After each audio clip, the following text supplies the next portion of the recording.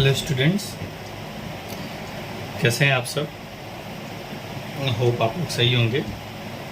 आज हम देखेंगे क्लास 12 फिजिक्स का चैप्टर 2, जिसमें आज का हमारा टॉपिक है dielectric and polarisation. Dear student, capacitor को समझने के लिए ये टॉपिक बहुत इसेंशियल है, तो इसको काफ़ी डिटेल में हम समझेंगे। तो इसकी स्टडी दो हिस्सों में करेंगे। In first part we will study dielectric and in second part we will study polarization. Okay, so first we define what is dielectric. Dielectric, dear student, ऐसे नॉर्मली कहा जाए तो ये एक प्रकार का इंसुलेटर होता है। ठीक है, डाइलेक्ट्रिक क्या होता है? It's a one kind of insulator. So we can write और dielectric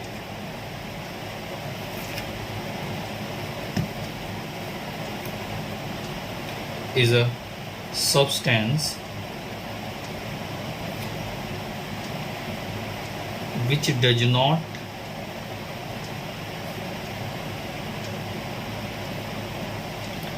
allow the flow of charges through it। तो डाइलेक्ट्रिक ऐसा सब्सटेंस होता है जो अलाउ नहीं करता कि चार्जेस उसके थ्रू फ्लो हो सकें। इसका मतलब ये है कि जैसे कि आपने कंडक्टर्स के केस में देखा है, कंडक्टर्स में आपने देखा है फ्री चार्जेस होते हैं, बट डाइलेक्ट्रिक्स में जो चार्जेस होते हैं वो बाउंडेड होते हैं। कैसे होते हैं? बाउंडेड होते हैं। तो बाउंडेड होने का मतलब इनका फ्लो पॉसिबल नहीं हो पाता है। ठीक है, और इनका फ्लो होता भी है तो काफ़ी लोकलाइज्ड फ्लो होता है डाइलेक्ट्रिक में। तो इतनी बातें आपको ध्यान रखनी है। Second point in dielectric definition is that it do not flow the charges through it, but surely but what it does, it permits the charges to exert electrostatic forces on one another through it। That means कि charges bounded हैं, उनका flow तो नहीं हो रहा है, but at the same time हो क्या रहा है कि जो भी बाउंडेड चार्ज हैं वो इलेक्ट्रोस्टैटिक फोर्स क्रिएट कर रहे हैं और एक दूसरे के ऊपर वो फोर्स लगा रहे हैं। डियर स्टूडेंट, यदि इनको कभी भी हम फोर्स लगाते हुए देखेंगे तो फोर्स का रिजल्ट क्या होता है? फोर्स का रिजल्ट होता है एक मोशन क्रिएट होगा। बट यहाँ इतना हैवी फोर्स नहीं लगता है। बट होता क्या है, यदि किसी डाइलेक्ट्रिक को आप किसी एक्सटर्नल फील्ड में रखते हैं तो इनकी जो चार्जेस हैं वो हल्के से डिस्प्लेस्ड हो जाते हैं। समझ रहे हैं? और जो चार्जेस जरूरी नहीं है कि आप एक्सटर्नल इलेक्ट्रिक फील्ड में रखें तो ही हो। रूम टेम्परेचर पे भी या थोड़ा सा टेम्परेचर ग्रेडियंट आते ही इनके जो चार्जेस हैं वो लोकलाइज चार्जेस हैं, अपनी जगह से थोड़ा सा मूव कर जाते हैं। तो उसको हम लोकलाइज डिस्प्लेसमेंट भी कहते हैं, और उसी को हम कहते हैं डियर स्टूडेंट पोलराइजेशन। उसी को क्या कहते हैं? पोलराइजेशन। तो इसके अंदर ही हम उस पॉइंट को भी देखते हैं कि अ dielectric is essentially an insulator। Dear student, which can be polarized through very small localized displacement of its charges. इसके चार्जेस में बहुत स्मॉल लोकलाइज डिस्प्लेसमेंट देखने को मिलता है।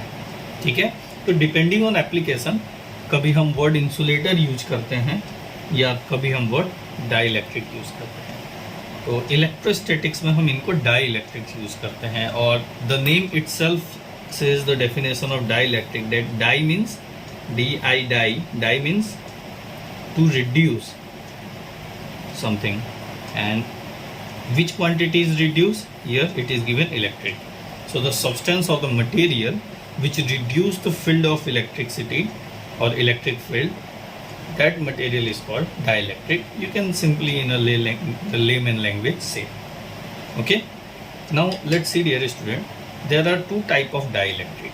There are two classification of dielectric, or we can say dielectric materials.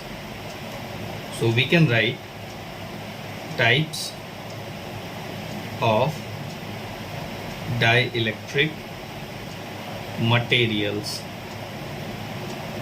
So I already told you that there are two types. Like first one is polar dielectric, and next second one is non-polar dielectric. One by one इनको समझते हैं बच्चों, क्या होता है polar dielectric और क्या होता है नॉन पोलर डाइलेक्ट्रिक. ओके, तो first point is polar dielectric. तो ऐसे डाइलेक्ट्रिक मटेरियल जो पोलर मॉलिक्यूल से बने हों उन्हें हम कहते हैं पोलर डाइलेक्ट्रिक. समझ रहे हैं? तो इसको समझने से पहले डिटेल में आपको समझना पड़ेगा कि पोलर मॉलिक्यूल्स क्या होते हैं. ठीक है, देखिए यदि मैं एक एग्जांपल लेता हूँ, एग्जांपल किसका ले लें हम, H2O का ले लेते हैं. H2O बच्चों पता है आपको इसका स्ट्रक्चर कैसा होता है? ये देखिए O एटम यहाँ है, देन यहाँ H एटम होगा, देन अगेन यहाँ H एटम होगा. ओके, और इनके बीच में जो एंगल बनता है डियर स्टूडेंट, वो एंगल बनता है 105 डिग्री का. कितना एंगल बनता है? This angle is 105 degree. तो इसको देख के ही लगता है कि ये अनसिमेट्रिक है. कैसा दिख रहा है आपको? अनसिमेट्रिकल शेप है इसका. तो ऐसे मॉलिक्यूल्स जिनका शेप अनसिमेट्रिकल हो उसे हम पोलर डाइलेक्ट्रिक कहते हैं. One definition. सेकेंड वन, हम इसको और कैसे डिफाइन कर सकते हैं? देखिए इनके सेंटर ऑफ मासेस को देखिए. तो ऑक्सीजन का सेंटर ऑफ मास इस तरफ है और हाइड्रोजन के दो एटम इधर यहाँ पे अलग अलग लोकेशन पे दिए हैं. इनका सेंटर ऑफ मास इनके लाइन ऑफ जॉइनिंग के बीच में आएगा ना. लेट्स से यहाँ इनका सेंटर ऑफ मास आएगा. तो आप देख रहे हैं एक चार्ज का सेंटर ऑफ मास ऊपर है O के पास और एक चार्ज का सेंटर ऑफ मास नीचे है. डियर स्टूडेंट, जो O होता है, ऑक्सीजन होता है, वो हाईली इलेक्ट्रोनेगेटिव होता है. It is highly electronegative, and as compared to oxygen, hydrogen is less electronegative. So since it is less electronegative, we can say or we can treat it as positive charge. तो हम इसे positive charge की तरह treat करेंगे. तो हम ऐसा कह सकते हैं, यदि मैं इसका यहाँ पे शेप बनाऊँ, जस्ट इसको जैसे ये यहाँ पे है डिस्प्लेस करके यहाँ दिखाऊँ, तो ये जो सेंटर होगा वो नेगेटिव चार्ज का सेंटर होगा और ये जो सेंटर होगा वो पॉजिटिव चार्ज का सेंटर होगा. This the centre of negative charge and this one is centre of positive charge. So we can say कि ये एक ऐसा मॉलिक्यूल है H2O, या फिर आप HCl में भी ऐसा देखेंगे. ये एक ऐसे मॉलिक्यूल्स हैं जिनके अंदर इनके centre of masses positive charge का और नेगेटिव चार्ज के एक दूसरे के ऊपर कोइंसाइड नहीं होते, वो सेपरेट होते हैं. तो ऐसे मॉलिक्यूल्स को हम पोलर डाइलेक्ट्रिक मॉलिक्यूल्स कहते हैं. यदि इनके डाइपोल मोमेंट की बात करें तो इनके बीच में हमेशा एक सेपरेशन, एक डिस्टेंस रहता है. लेट्स से इनके बीच का डिस्टेंस है D, तो हम इनका डाइपोल मोमेंट का डायरेक्शन रख देंगे P is the direction of dipole moment. और इनफैक्ट P इनका मैग्नीट्यूड भी होता है ना. और डायरेक्शन क्या होता है? नेगेटिव से पॉजिटिव हमारे फिजिक्स के अंदर बाय कन्वेंशन. तो डाइपोल मोमेंट की वैल्यू क्या हो जाएगी? Q टाइम्स की, है ना. तो इतना डाइपोल मोमेंट क्रिएट होता है इसके अंदर. तो थर्ड डेफिनेशन पोलर डाइलेक्ट्रिक की क्या होगी? The polar dielectric materials are made of such polar molecules which are having a permanent dipole moment. So we can define in three way. First is they are having unsymmetrical shape. First one. Second one, they form permanent dipole moment, उनके पास permanent dipole moment होता है. And third one is what, the centre of positive charges do not coincides with the center of negative charges. ठीक है. सो इन तीन तरीके से हम polar dielectric को एक्सप्लेन कर सकते हैं. इनके कुछ एग्जांपल्स देखें यदि हम, तो एग्जांपल एक तो H2O है ही आपके पास, दूसरा NH3, second carbon monoxide, then CH3OH, HCl, और ऐसे ही बहुत सारे मॉलिक्यूल्स ऐसे हैं जो पोलर डाइलेक्ट्रिक होते हैं. तो ये बहुत एक बेसिक क्लासिफिकेशन है पोलर डाइलेक्ट्रिक का.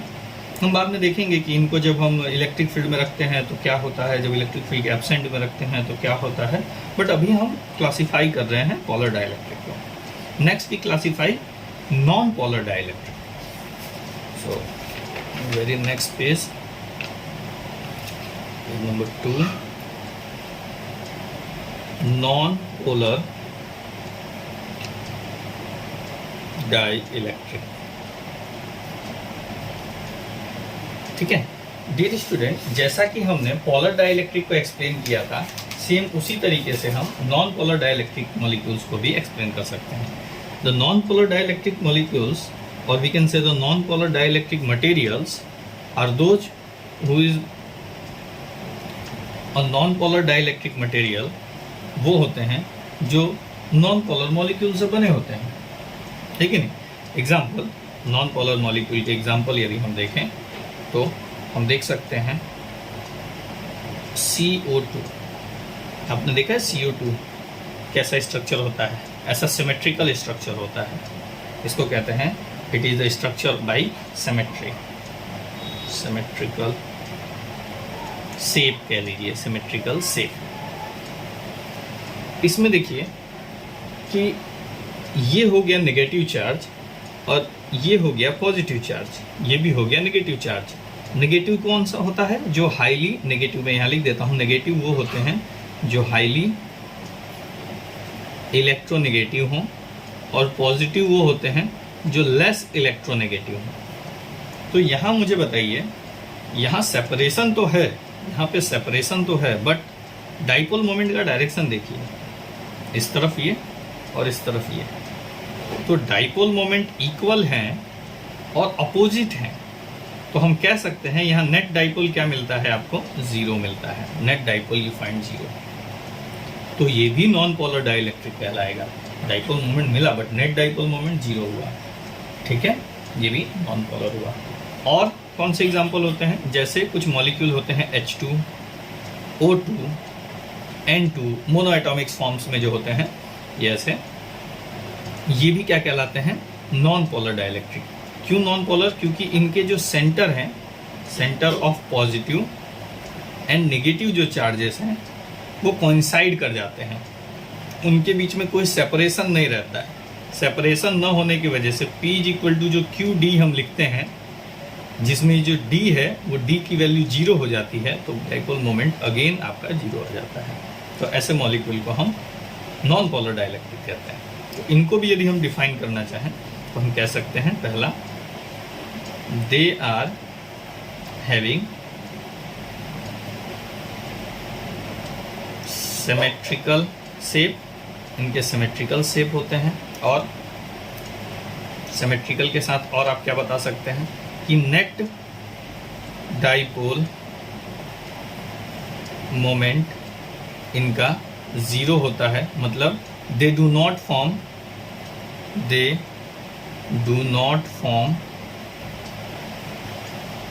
a permanent dipole moment. इनमें से परमानेंट डाइपोल मोमेंट फॉर्म नहीं होता है, they are non permanent dipole moment होते हैं इनमें. And third one is what, that the centre of positive and negative charges coincides, वो एक ही जगह पे आते हैं। कैसे आप इनको यदि रिप्रेजेंट करेंगे तो ऐसे बनाते हैं, एक ऐसा सर्कल बनाएंगे और पॉजिटिव और ऐसे नेगेटिव, और कह देंगे कि ये कोइंसाइड कहते हैं। अच्छा, पोलर में कैसे बताते हैं, तो देखिए पोलर के अंदर मैं आपको दिखाता हूँ। यदि बनाना हो तो आप जनरली या तो ऐसे बनाइए, सपोज ये पॉजिटिव या नेगेटिव, या फिर आप ऐसे भी बना सकते हैं। एग्ज़ाम में आपके पास जितना ज़्यादा टाइम उतने ज़्यादा आप डिज़ाइनिंग कीजिए। ये दोनों तरीके से आप पोलर डाइलेक्ट्रिक को बताते हैं। देखिए इनके सेंटर कोइंसाइड नहीं है, उनके बीच में एक सेपरेशन है, ठीक है। तो ये होते हैं पोलर और non polar dielectric. Non polar का एक और एग्जांपल देखते हैं ताकि आपको और क्लियर हो जाए। जैसे एक एग्जांपल है आपका CH4, इसको देखिए तो ये कुछ ऐसा आपको स्ट्रक्चर मिलता है। यहाँ भी, यहाँ जो डाइपोल मोमेंट क्रिएट होगा उसके इफेक्ट को इधर के डाइपोल मोमेंट कैंसिल करेंगे, और यहाँ जो डाइपोल मोमेंट क्रिएट होगा उसके इफेक्ट को यहाँ के डाइपोल मोमेंट भी कैंसिल करेंगे। तो हम यहाँ भी कह सकते हैं कि नेट डाइपोल क्या आ गया, 0 आ गया। क्लियर बच्चों? तो ये था आपका डाइलेक्ट्रिक के अंदर polar and non polar molecules कैसे होते हैं, और वो जो मटेरियल बनाते हैं उनको पोलर और नॉन पोलर डाइलेक्ट्रिक कहते हैं। चलिए देखते हैं यदि इनको इलेक्ट्रिक फील्ड में रखा जाए तो क्या होता है, और न रखा जाए तो क्या होता है। दोनों के केसेस में हम देखेंगे, ठीक है। तो सबसे पहला हम स्टडी करते हैं पोलर डाइलेक्ट्रिक। सबसे पहले क्या देखेंगे, एब्सेंस ऑफ इलेक्ट्रिक फील्ड। जब इलेक्ट्रिक फील्ड न हो, ठीक है ना, जब इलेक्ट्रिक फील्ड न हो तो क्या होगा। तो मैं डायग्राम बनाता हूं, देखिए ये एक रीजन हमने स्पेसिफाई किया, और लेट्स से इस रीजन के अंदर इलेक्ट्रिक फील्ड इंटेंसिटी 0 है। इलेक्ट्रिक फील्ड क्या होगा, 0 होगा, ठीक है। Original electric field is 0। और इसके अंदर यदि हम कोई डाइलेक्ट्रिक मटेरियल रखते हैं, suppose this one is the dielectric piece, एक रेक्टेंगुलर डाइलेक्ट्रिक स्लैब ले लेते हैं। This is the rectangular dielectric slab that we have chosen. थोड़ा सा सेट कर देते हैं इनको। ये आपका डाइलेक्ट्रिक मटेरियल हो गया, दूसरी सेटिंग हो गई। और इसका एक रेक्टेंगुलर पीस लिया है हमने, कह सकते हैं जिसका एरिया A है, और इसके लेंथ को L या फिर D आप जो कहना चाहें कह सकते हैं। अभी जब इनके पास इलेक्ट्रिक फील्ड नहीं है उस समय ये कैसा बिहेव करेंगे, तो देखिए इनके पास तो डाइपोल मोमेंट तो होता है। यदि मैं एक मॉलिक्यूल की बात करूं तो इसके पास डाइपोल मोमेंट होता है, तभी ये पोलर डाइलेक्ट्रिक है। बट जब हम इसके एक पीस, मतलब सपोज कीजिए ये इतना बड़ा पेपर है, ये पूरा डाइलेक्ट्रिक का है, ठीक है, ये डाइलेक्ट्रिक ही है ऐसा समझिए। और इसमें से ये जो अप्सरा का रबड़ है, इतना हिस्सा यदि मैं कट करके पेपर को बाहर निकाल देता हूँ तो उसके अंदर भी बच्चों 1000 से ज़्यादा मॉलिक्यूल्स आपको देखने को मिलेंगे। आपको पता ही होगा एक मोल में 6.023 × 10⁻23 के पावर में मॉलिक्यूल्स आपको देखने को मिलते हैं। तो इतने हिस्से में, तो इतने से वॉल्यूम के अंदर तो बहुत सारे आपको मॉलिक्यूल्स देखने को मिल जाएंगे। तो यदि हम एक यूनिट वॉल्यूम, लेट्स से कि मोर देन 1000 मॉलिक्यूल्स आ जाएं, इतना का एक वॉल्यूम यदि हम कंसीडर करते हैं, और उसके अंदर हम सपोज करते हैं क्या डाइपोल मोमेंट होगा, तो वो इसमें देख रहे हैं, ठीक है। तो देखिए टेम्परेचर तो होता है, एब्सेंस ऑफ इलेक्ट्रिक फील्ड में थर्मल एजिटेशन कहते हैं हम इसको। क्या कहते हैं, टेम्परेचर मतलब रूम टेम्परेचर, या किसी भी वजह से, किसी वेव की वजह से और हिंड्रेंस क्रिएट होती हो तो भी उसको क्या कहते हैं हम, thermal agitation. So due to thermal agitation होता क्या है, डाइपोल्स तो रहते हैं पर डाइपोल्स थोड़े रेंडमाइज हो जाते हैं। मतलब कोई इस डायरेक्शन में एक्स में जाएगा, कोई वाई में जाएगा, है ना, कि कोई सर्टन 30 डिग्री एंगल पे जाएगा, कोई 120 डिग्री एंगल पे जाएगा। तो ऐसे डिफरेंट एंगल पे डाइपोल अलाइन होते हैं, अलग अलग एंगल पे। तो मैं कह सकता हूँ कोई डाइपोल ऐसे आया, some dipole align in this way, है ना, कुछ डाइपोल एकदम स्ट्रेट ही हो गए, कुछ डाइपोल ऐसे हो गए, है ना, कुछ डाइपोल ऐसे हैं, कुछ डाइपोल ऐसे हैं, सम डाइपोल्स आर लाइक दिस। तो डाइपोल्स ऐसे रेंडमाइज हो जाते हैं। तो उनके रेंडमाइज होने की वजह से हम देखें तो नेट इफेक्ट हमको क्या मिलता है कि मान लीजिए मैं इसको सेपरेट करके यदि ऐसे लिखने की कोशिश करूं, देखिए सेपरेट कर देते हैं हम यहाँ से, ठीक है, और रेड इंक यूज़ कर लेते हैं बच्चों हम। सपोज इधर पॉजिटिव है, इसका पॉजिटिव इधर है, इसका पॉजिटिव इधर है, इस positive, let's say this positive, and rest हम नेगेटिव को प्लेस कर देते हैं। तो यहाँ आप देखिए कि रेंडमाइज होने की वजह से होता क्या है कि सिस्टमेटिकली एक फिक्स डायरेक्शन में पॉजिटिव नहीं है और फिक्स डायरेक्शन में नेगेटिव नहीं है। इसमें देखिए तो राइट साइड में पॉजिटिव है, इसमें देखिए तो लेफ्ट साइड में पॉजिटिव है, इसमें भी लेफ्ट साइड में, इसमें राइट साइड में, इसमें लेफ्ट है, इसमें राइट है। अलग अलग जगह आपको पॉजिटिव और निगेटिव चार्जेस दिख रहे हैं। यदि मैं डाइपोल मोमेंट का डायरेक्शन बनाऊँ तो इधर ये बन रहा है, यहाँ पे ऐसा बन रहा है, ठीक है ना। डाइपोल मोमेंट के डायरेक्शंस कैसे बन रहे हैं, this way, like this, like this. आप मुझे बताइए कि एक फिक्स यदि मैं वॉल्यूम लूँ जिसमें मिलियंस ऑफ चार्जेस हों और we can say millions of molecules हों, तो मिलियंस तो बहुत कम होता है ना। देखिए आप देखते हैं 10⁻23 का ऑर्डर होता है, तो मिलियन लेना कोई बहुत बड़ी डील नहीं है। तो इसके अंदर आप देखेंगे ड्यू टू थर्मल एजिटेशन जितने भी इलेक्ट्रिक फील्ड जनरेट हो रही है या फिर कह सकते हैं डाइपोल मोमेंट जनरेट हो रही है इस डाइइलेक्ट्रिक के यूनिट वॉल्यूम के अंदर, वो एक दूसरे को कैंसिल कर देगी रेंडमाइज करके। मतलब कोई इधर जाएगी, उसके इफेक्ट को दूसरा कैंसिल करेगा, मान लो इसके इफेक्ट को ये कैंसिल करेगा, तो एक दूसरे के इफेक्ट को एक दूसरा कैंसिल कर चुका होता है। इसलिए हम कहते हैं कि in the absence of electric field if you take a unit volume, in that volume what you find, net dipole moment is zero. इसका मतलब ये नहीं है कि ये पोलर मॉलिक्यूल है इसका डाइपोल मोमेंट जीरो हो गया, नहीं नहीं, पोलर मॉलिक्यूल का डाइपोल मोमेंट जीरो नहीं हुआ। ये एक मॉलिक्यूल है, क्या इसका जीरो हुआ क्या? ये दूसरा है, क्या इसका जीरो हुआ क्या? नहीं, हमने एक यूनिट वॉल्यूम कंसीडर किया, इस टोटल वॉल्यूम के अंदर डाइपोल मोमेंट जीरो आया। समझ में आई बात?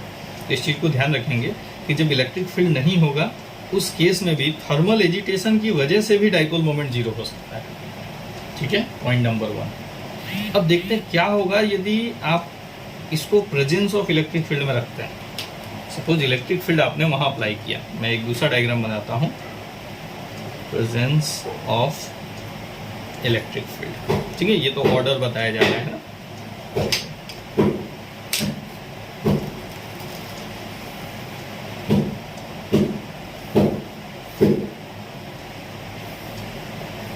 ये एक ऐसा रीजन है जिसके अंदर इलेक्ट्रिक फील्ड होगा। इस बार electric field is not zero, non zero है। ठीक है, और एक अगेन रेक्टेंगुलर स्लेब ले लेते हैं जिसका एक यूनिट वॉल्यूम होगा और उसके अंदर देखेंगे डाइपोल मोमेंट क्या आता है, आता भी है या नहीं आता है। अगेन इसकी शेडिंग कर देंगे हम। ये हमारा डाइइलेक्ट्रिक मटेरियल हो गया बच्चों। कैसा डाइइलेक्ट्रिक मटेरियल है ये? रिवाइज करो, it's a polar dielectric molecules. ठीक है, it's a polar dielectric molecules. अब यहाँ क्या है, देखिए थर्मल एजिटेशन तो है, वो तो जा नहीं रहा, प्लस आपने इलेक्ट्रिक फील्ड को बना दिया, प्रेजेंस कर दिया, क्योंकि इलेक्ट्रिक फील्ड नॉट जीरो है, नॉन जीरो है, मतलब इलेक्ट्रिक फील्ड है। तो इलेक्ट्रिक फील्ड के प्रेजेंस में होता क्या है, डाइपोल के ऊपर आपने देखा होगा, dipole in uniform electric field, ये इलेक्ट्रिक फील्ड बना और इसके अंदर आपने डाइपोल को रखा तो डाइपोल रोटेट होता है, डाइपोल के ऊपर टॉर्क लगता है और वो इलेक्ट्रिक फील्ड की एक्सिस में अलाइन होने की कोशिश करता है ना। तो इलेक्ट्रिक फील्ड की एक्सिस में अलाइन होने का मतलब इलेक्ट्रिक फील्ड का डायरेक्शन क्या है, तो लेट्स से इलेक्ट्रिक फील्ड का ये डायरेक्शन है, this is the way of electric field. ठीक है, इसका डायरेक्शन होने का मतलब कि somewhere here so many positive charges, external positive charges, and somewhere here so many negative charges. So the electric field line originate from positive charge and it will go and ended at negative charge. Okay, negative charges. So due to this, what happen? There is a torque apply on the dipoles here presence. So यहाँ जो dipoles होंगे उनके ऊपर torque apply होगा और वो क्या करेंगे, इसकी फील्ड के एक्सिस में अलाइन होने की कोशिश करेंगे। वो कोशिश करेंगे एकदम ऐसा स्ट्रेट बन जाए, एकदम ऐसा स्ट्रेट बन जाए। ठीक है, और कुछ बन भी जाएंगे और कुछ नहीं भी बनेंगे। कुछ बन जाएंगे, ये तो आपको समझ में आता है कि भाई इलेक्ट्रिक फील्ड है तो उनको बन जाना चाहिए। इस तरफ पॉजिटिव आएगा, इस तरफ नेगेटिव आएगा। क्यों इस तरफ पॉजिटिव आया? देखिए, क्योंकि ये फील्ड के डायरेक्शन में पॉजिटिव होता है, इधर नेगेटिव है वो पॉजिटिव को पुल करेगा, ठीक है ना, अपनी तरफ, और इधर पॉजिटिव है तो ये नेगेटिव को पुल करेगा। तो ऐसा इलेक्ट्रिक फील्ड के डायरेक्शन में पॉजिटिव आता है इस वजह से। तो कुछ तो ऐसे परफेक्ट हो जाएंगे, और कुछ थोड़े से नॉन परफेक्ट होंगे लाइक दिस, ऐसे परफेक्ट नहीं होंगे, थोड़ा सा टिल्टेड होंगे। ये टिल्ट क्यों हो रहे हैं? देखिए इनके पास नेट डाइपोल मोमेंट है, इस वजह से टिल्ट हो रहे हैं। कैसे? एक रीज़न क्या है कि जो इलेक्ट्रिक फील्ड है वो कोशिश कर रहा है ऐसे से ऐसे एकदम स्ट्रेट लाने के लिए, लेकिन जो थर्मल एजिटेशन है वो थोड़ा सा उसको रेंडमाइज कर देगा, हल्का सा इधर या इधर रेंडमाइज कर देगा किसी भी डायरेक्शन में, क्योंकि वो थर्मल एजिटेशन तो है ही। तो ये जो हम पिक्चर देख रहे हैं वो electric field plus thermal agitation दोनों का इफेक्ट है। तो कुछ डाइपोल एकदम अलाइन होंगे, कुछ के ऊपर जो कि विसिनिटी में होंगे तो उनके ऊपर थोड़ा थर्मल एजिटेशन होगा। तो कुछ ऐसे होंगे, कुछ ऐसे होंगे, कुछ ऐसे होंगे लाइक दिस, है ना। कुछ ऐसे भी हो सकते हैं, ऐसे ऐसे ऐसे। इनको यदि मैं ऐसे सेपरेट करके दिखाऊं तो आपको एक चीज़ जरूर देखने को मिलेगी, एक नोटिसेबल पॉइंट आप देखेंगे इसके अंदर, वो ये है कि चार्जेस यदि मैं बनाता हूं इसके अंदर, देख रहे हैं आपको चार्जेस बनते हुए दिखाई दे रहे होंगे।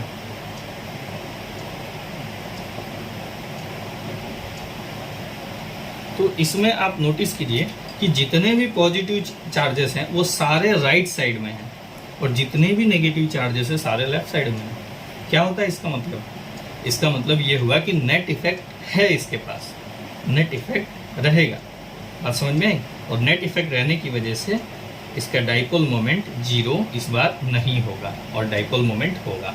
तो ये होता है, ऐसा सिस्टम होता है, फॉलो होता है किसके अंदर, जब डाइपोलर डाइलेक्ट्रिक को हम किसी इलेक्ट्रिक एक्सटर्नल इलेक्ट्रिक फील्ड के अंदर रखते हैं। तो डियर स्टूडेंट, एक ऑब्जर्वेशन और है, आप देख सकते हैं कुछ मॉलिक्यूल्स में और बनाता हूं आपके लिए, तो आप क्या देख सकते हैं कि एक दूसरे के इफेक्ट को ये कैंसल भी करते हैं। सपोज देखिए इसका ये पॉजिटिव, ये इनके क्राइटेरिया को मैं ऐसे मर्ज करूं और इनका ये नेगेटिव, ये एक दूसरे के इफेक्ट को कैंसिल करते हैं। देख रहे हैं आप, ये एक दूसरे के इफेक्ट को जस्ट कैंसिल कर देते हैं। फिर ये पॉजिटिव इस नेगेटिव के इफेक्ट को, ये पॉजिटिव इस नेगेटिव, देख रहे हैं जितने पॉजिटिव हैं इस नेगेटिव के इफेक्ट को अगेन कैंसिल करते हैं। और at the end what you will find, आपको क्या मिलता है, इस कॉर्नर पे positive charges, so many positive charges at the right corner and so many negative charges on the left corner. और डियर स्टूडेंट, राइट कॉर्नर पे negative positive charges बहुत सारे और लेफ्ट कॉर्नर पे नेगेटिव चार्जेस बहुत सारे मिल गए। तो सिंपली मैं इसको ये कह सकता हूँ कि यहाँ एक नेट इलेक्ट्रिक फील्ड बना। बच्चों उसका डायरेक्शन क्या है? उसका डायरेक्शन है पॉजिटिव से नेगेटिव, ये उसका डायरेक्शन है। और डियर स्टूडेंट, इलेक्ट्रिक फील्ड को देखिए, इलेक्ट्रिक फील्ड का डायरेक्शन ये है और ये डायरेक्शन है जो डाइलेक्ट्रिक है उसका इलेक्ट्रिक फील्ड का डायरेक्शन है। तो इसी इलेक्ट्रिक फील्ड को हम कहते हैं पोलराइज्ड इलेक्ट्रिक फील्ड। क्या कहते हैं बच्चों? Polarized electric field, EP. ठीक है, इसके बारे में डिटेल में हम आगे स्टडी करेंगे, अभी इतना पोलर डाइलेक्ट्रिक में काफ़ी है। अभी देखते हैं नॉन पोलर डाइलेक्ट्रिक का behaviour in the absence of electric field and in the presence of electric field कैसा रहता है। ठीक है, let's move to the next page. Polar तो हो गया, नाउ नॉन पोलर है ना, non polar, sorry, non polar dielectric. ठीक है, नॉन पोलर डाइलेक्ट्रिक। देखिए फिगर बना लेते हैं। पहला केस क्या लेते हैं हम? First case, absence of electric field.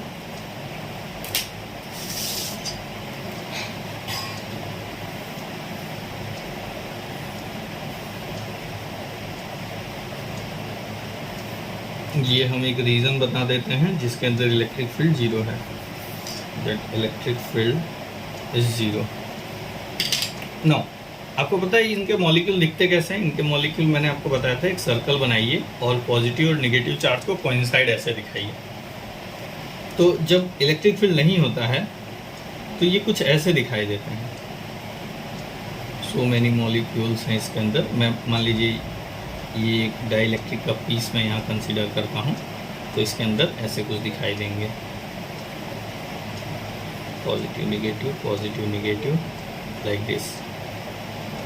Dear student, यहाँ भी आप कह सकते हैं सर यहाँ भी है thermal agitation. Yes, thermal agitation है, बट ये नॉन पोलर है। थर्मल एजिटेशन के पास इतनी एनर्जी नहीं है कि वो इस नॉन पोलर मॉलिक्यूल को सेपरेट कर सके और कह सकते हैं लोकलाइज डिस्प्लेसमेंट इसके अंदर क्रिएट कर सके। तो ऐसा ये नहीं कर सकता थर्मल एजिटेशन इसके केस में, क्योंकि उसके पास इनफ एनर्जी इतनी नहीं है कि इनके बॉन्ड को सेपरेट कर सके। सो हम क्या करेंगे, एब्सेंस ऑफ इलेक्ट्रिक फील्ड में हमको क्या मिला, यहाँ पे हमको यहाँ पे डाइपोल मोमेंट 0 मिला। आपने ध्यान दिया पॉलर डाइलेक्ट्रिक में भी बच्चों, जब पॉलर डाइलेक्ट्रिक में एब्सेंस में भी वहाँ भी 0 मिला था और नॉन पोलर में भी 0 मिला था। दोनों के रीजन अलग अलग है। पॉलर में 0 मिलने का रीजन था thermal agitation will randomise the dipole moment, molecules को रेंडमाइज कर देता है, तो डाइपोल मोमेंट भी रेंडमाइज हो जाता है। ये रीजन है यहाँ पे। और यहाँ क्या है 0 होने का, क्योंकि चार्जेस एक दूसरे को कोइंसाइड कर रहे हैं और थर्मल एजिटेशन के पास इतनी एनर्जी नहीं है कि वो उसको सेपरेट कर सके। सो डाइपोल मोमेंट यहाँ 0 आएगा।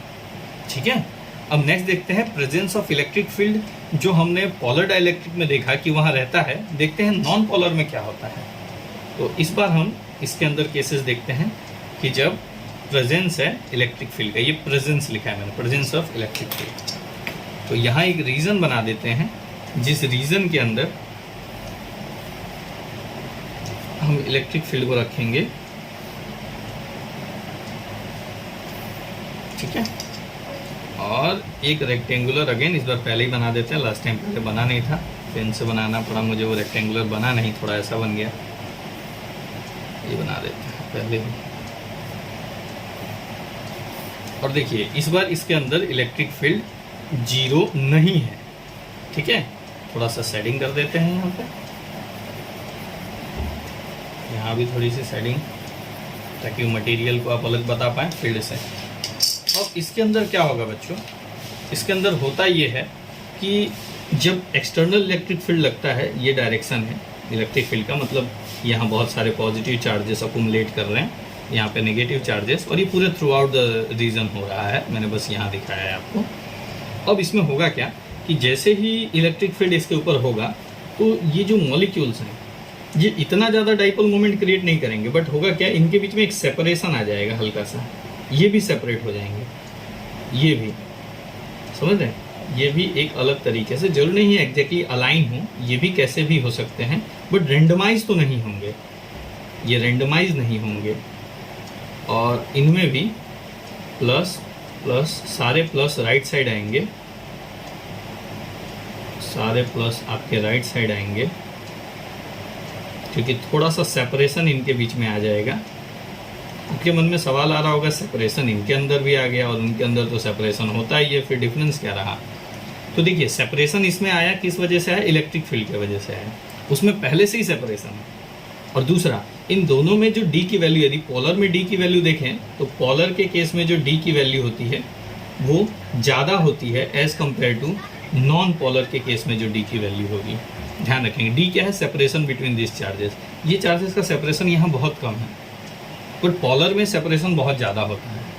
ठीक है, तो यहाँ भी आपको क्या देखने को मिलेगा कि डाइपोल बन रहे हैं, देखो निगेटिव से पॉजिटिव, निगेटिव से पॉजिटिव, यहाँ भी डाइपोल बन रहे हैं यहाँ पे। और डाइपोल बनने का मतलब क्या हुआ कि डाइपोल मोमेंट आएगा, मतलब यहाँ पे डाइपोल मोमेंट 0 नहीं होगा। और आप देख सकते हैं यहाँ पे पॉजिटिव, इस पॉजिटिव के इफेक्ट को ये नेगेटिव कैंसिल कर रहे हैं, इस पॉजिटिव के इफेक्ट को ये नेगेटिव पार्ट कैंसिल कर रहे हैं। और नेट आपको क्या देखने को मिलेगा, एट दिस एंड यहाँ सारे के सारे देखिए पॉजिटिव चार्जेस मिलेंगे और यहाँ सारे के सारे आपको नेगेटिव चार्ज मिलेंगे। तो हम कह सकते हैं यहाँ इलेक्ट्रिक फील्ड अगेन पोलराइज हो गई और ये हो गया ई इलेक्ट्रिक फील्ड पोलराइज, जो कि एक्सटर्नल इलेक्ट्रिक फील्ड के डायरेक्शन के अपोजिट है। और यहाँ भी आपको पोलर डाइपोल मोमेंट मिला। ठीक है ना, तो यहाँ मिलने का क्या रीज़न था, एक्सटर्नल फील्ड क्या करेगा, थोड़ा सा उनको डिटैच करेगा, जो एक कोइंसाइड एक पॉइंट पे आ रहे हैं तो एक इफेक्ट प्रोड्यूस करेगा, जिसके वजह से इनके अंदर इलेक्ट्रिक फील्ड इंड्यूस हो जाएगा। हम क्या कहेंगे, electric field is induce in this dielectric material. और उस इंड्यूस इलेक्ट्रिक फील्ड की वजह से negative charge will slightly separate from the positive charges and they create net dipole moment. So एक चीज़ एकदम क्लियर रखेंगे कि नेट डाइपोल मोमेंट क्या होगा, दोनों के केस में net dipole moment electric field यदि प्रेजेंस है तो पोलर हो या नॉन पोलर हो, दोनों में होगा। समझ में आई बात। तो इस रिजल्ट को आप हमेशा अपने ब्रेन में स्टोर रखेंगे कि weather it is polar or non-polar, in the absence of electric field the dipole moment is 0 and in presence of electric field the dipole moment is non zero. ठीक है, तो आज की क्लास में हम इतना ही रखते हैं। नेक्स्ट क्लास में हम पोलराइजेशन को और डिफाइन करेंगे। Okay, thank you.